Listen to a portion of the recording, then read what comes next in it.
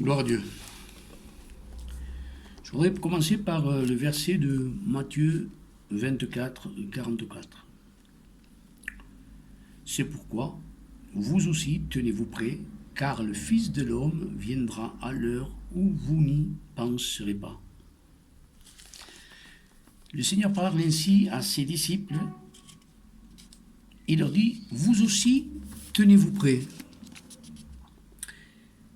car le Fils de l'homme viendra à l'heure où vous n'y penserez pas.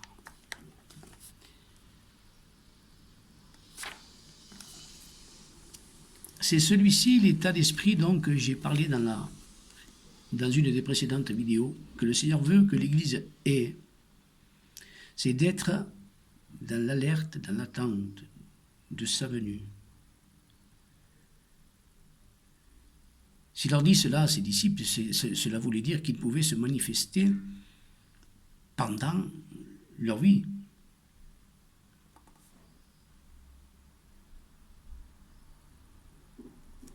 Il n'a pas dit attendez que se manifeste tel ou tel événement. Non, non. C'est ce qu'il a voulu que l'état de l'esprit, déjà au commencement de l'Église, inculquait cet état d'esprit au sein de son Église. Matthieu 25, 13 dira, veillez donc puisque vous ne savez ni le jour, ni l'heure.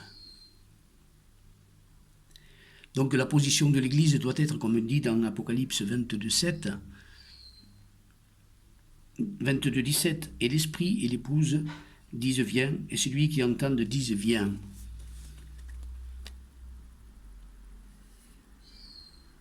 Je reviens sur ce verset d'Apocalypse 3, 3 qui dit si tu ne veilles pas, je viendrai comme un voleur et tu ne sauras pas à quelle heure je viendrai. Il y a un sous-entendu. Si tu ne veilles pas, tu ne sauras pas à quelle heure je viendrai. Mais est-ce que celui à qui est adressé, la personne à qui est adressée cette parole, s'il veille, va savoir l'heure ou le jour? Non, nullement non plus, puisque le Seigneur lui-même, quand il était sur terre, ne le savait pas. Dans Matthieu 24, 36, il dit « Pour ce qui est du jour et de l'heure, personne ne le sait, ni les anges des cieux, ni le Fils, mais le Père seul. » Luc 21, 36 dit « Veillez donc et priez en tout temps, afin que vous ayez la force d'échapper à toutes ces choses qui arriveront. » Donc, comment échapper à toutes ces choses? Comment avoir la force d'échapper à toutes ces choses qui arriveront? Il n'y a pas moyen hors de l'enlèvement. Mais pour cela, il faut que nous soyons en train de veiller et de prier, d'attendre la venue du Seigneur. Voilà, Matthieu 24 est un chapitre dont j'ai parlé un petit peu. Un chapitre très, très difficile à comprendre. Luc 21, Luc 17, Marc 13 relate à peu près ces mêmes événements, mais Matthieu 24 est beaucoup plus explicite. Je vais prendre donc ce Matthieu 24 et ce que je vais faire, c'est de partager ce chapitre en deux parties différentes. En fait, l'une c'est l'enlèvement de l'Église, l'avènement pour l'enlèvement de l'Église. La seconde, c'est l'avènement du Seigneur, donc pour sa venue sur terre. Et vous allez voir que nous ne devons pas suivre l'ordre des versets tels qu'ils sont exposés obligatoirement. C'est-à-dire que la suite du verset 1 n'est pas obligatoire que ce soit le verset 2. Et nous voyons encore ici que le Seigneur ne nous parle pas en parabole, mais il fait un mélange savant des événements afin que tout le monde ne comprenne pas, afin que ce soit par le Saint-Esprit qui puisse révéler et montrer à qui il veut, quand il veut et comme il veut. Mais avant de partager Matthieu 24 en ces deux événements différents, je voudrais lire du verset 37 au 42. Ce qui arriva au temps de Noé arrivera de même à l'avènement du Fils de l'homme, car dans les jours qui précédèrent le déluge, les hommes mangeaient et buvaient, se mariaient et mariaient leurs enfants jusqu'au jour où Noé entra dans l'arche. Et ils ne se doutèrent de rien jusqu'à ce que jour vienne et les emporte à tous. Il en sera de même à l'avènement du Fils de l'homme. Alors, de deux hommes qui seront dans un champ, l'un sera pris et l'autre sera laissé. De deux femmes qui moudront à la meule, l'une sera prise et l'autre laissée. Veillez donc, puisque vous ne savez pas quel jour votre Seigneur viendra. Il est dit ce qui arriva au temps de Noé arrivera de même à l'avènement du Fils de l'homme.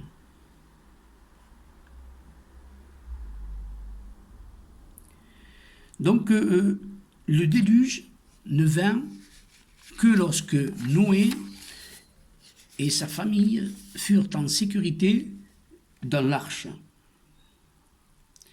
Et encore un autre exemple de Matthieu, du Seigneur dans Luc 17, 29.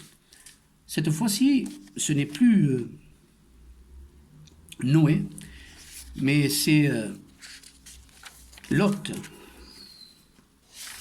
qui est pris. Et il est dit, mais le jour où Lot sortit de Sodome, une pluie de feu et de soufre tomba du ciel et les fit tous périr. Donc ces deux événements, Noé entre dans l'arche, Lot sort de Sodome, ce n'est qu'à ce moment, et à partir de ce moment, lorsque eux sont en sécurité, que les jugements de Dieu tombent sur les hommes, sur les infidèles, sur les impies. Voilà.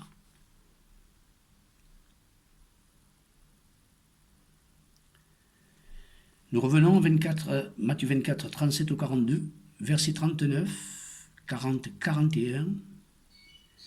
Cela nous montre donc ici comment Noé fut sauvé des eaux à travers l'arche. L'Église sera épargnée de la grande tribulation par l'enlèvement, donc,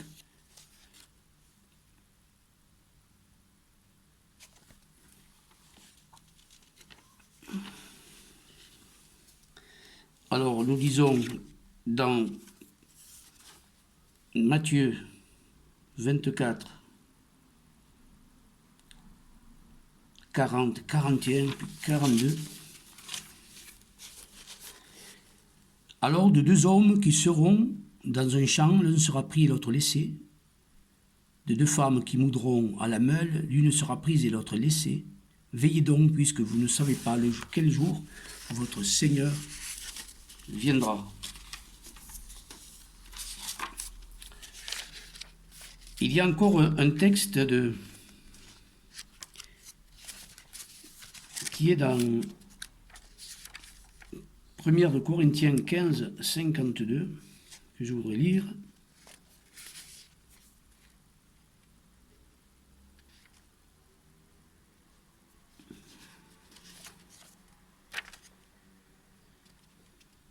Alors, 1 Corinthiens 15, 52.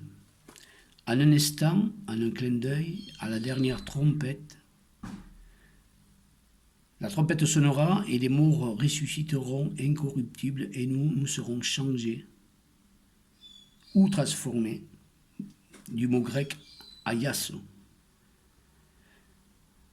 1 Thessaloniciens 4, 16, 17, car le Seigneur lui-même, au signal donné à la voix d'un archange et au son de la trompette de Dieu, descendra du ciel et les morts en Christ ressusciteront premièrement, ensuite nous les vivants qui seront restés, nous serons tous ensemble enlevés avec eux sur les nuées à la rencontre du Seigneur. Le mot enlevé utilisé ici est le mot grec harpazo, saisir, enlever de force.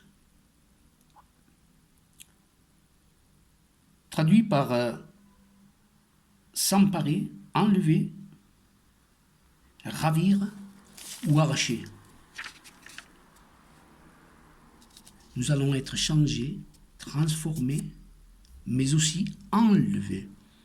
Donc la transformation de nos corps est une chose, mais après nous allons être enlevés. Harpazo. Quelqu'un va s'emparer de nous. Quelqu'un va nous ravir, nous enlever, nous arracher. La Bible dit quelque chose à ce sujet. Oui, bien sûr. Contrairement à ce que disent les enseignants de Vieille Lumière,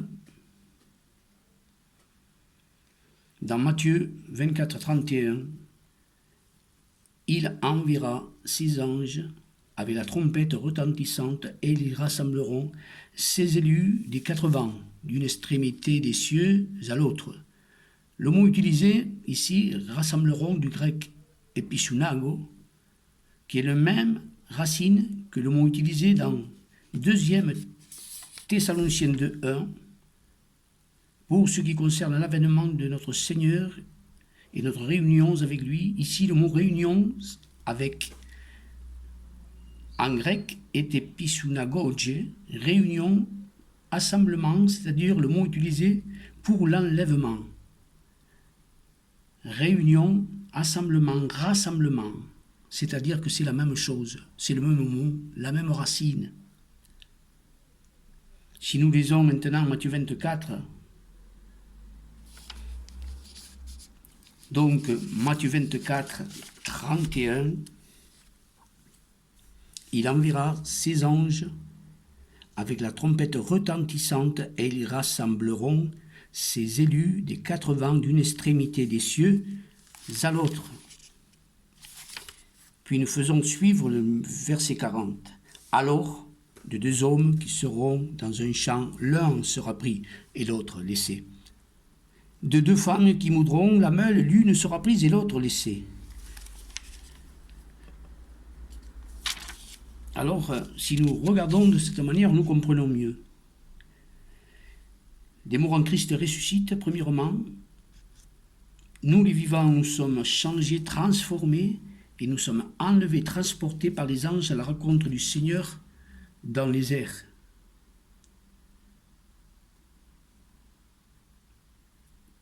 Et pourquoi ne pas se souvenir du verset 14 du chapitre 1 des Hébreux,